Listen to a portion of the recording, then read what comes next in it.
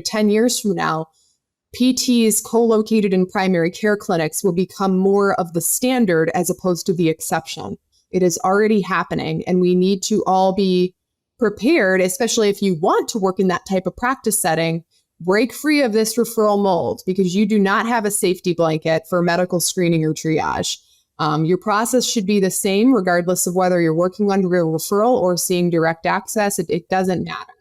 A whole systems approach to physical therapy not only will help our patients, but it will help us be more efficient with our care delivery. We do not need to see patients twice a week for 8 weeks, most of the time.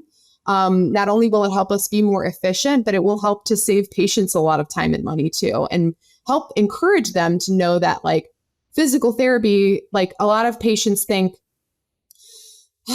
I don't want to go to physical therapy because it takes up so much of my time and it's this much of a copay every single time. But they don't realize that if you see a PT, sometimes it can just be a one-time visit, consult, educate. Here's a couple of things to work on. You are going to be fine. Reassurance.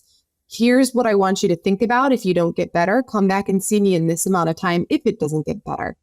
So we can do that. We can also tell patients like, hey, let's evaluate. Let's try these couple of things. Come back and see me in a week. Come back and see me in 2 weeks. It does not need to be evaluate and treat a million times over for every single patient that comes through the door. And if it is, that's a business model that's not appropriate and judicious use of physical therapy nor medical services. That's a business model.